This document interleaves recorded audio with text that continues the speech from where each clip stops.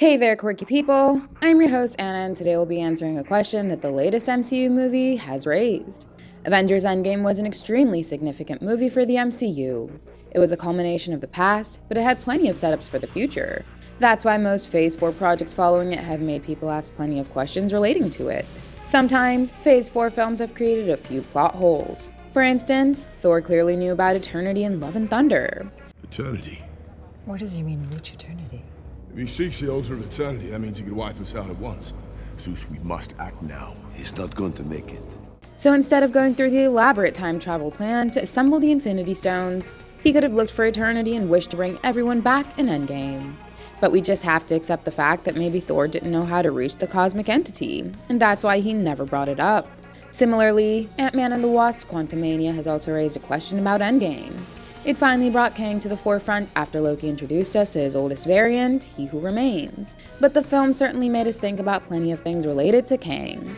And one of those questions in the minds of many fans is, why didn't Ant-Man come across Kang in Endgame? Initially, we presumed that He Who Remains defeated all his Kang variants and tied all the universes into his sacred timeline narrative.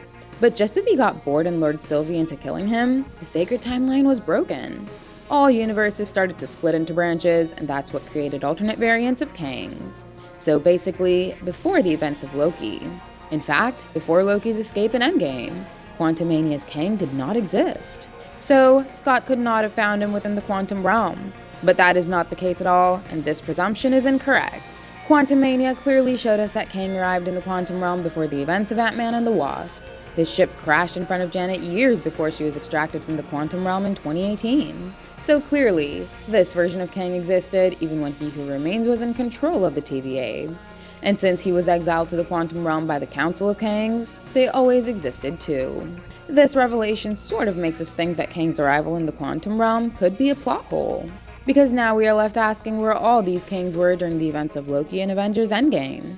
But let's not fry our brains over this. Maybe there is a future explanation of what the Council was up to while He Who Remains was in charge.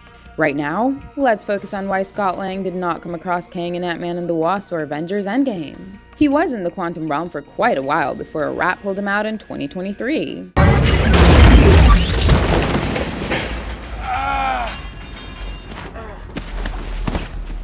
So why did Kang come looking for him? After all, he was the one who enabled MODOK to send signals outside the quantum realm. He was the one who lured the whole Team Ant-Man back into the quantum realm.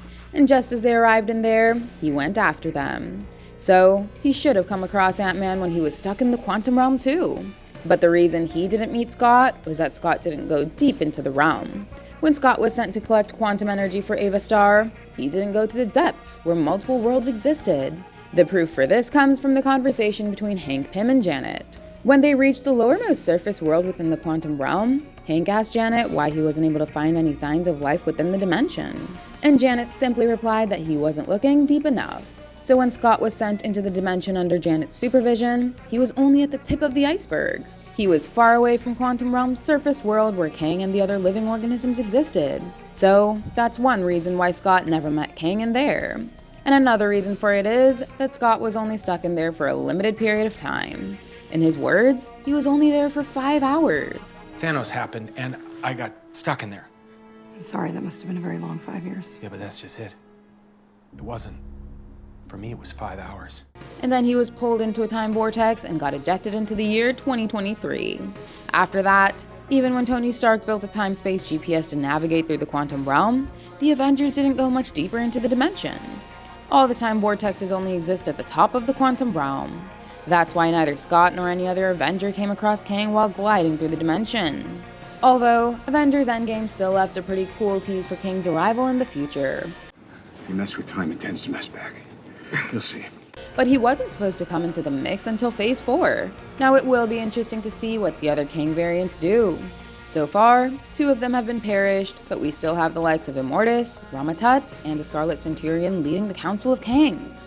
And then there's Victor Timely, who might actually control the TVA and the Council of Kangs. After all, he was Kang Prime in the comics, so he could certainly be the most dangerous version of Kang to have ever existed.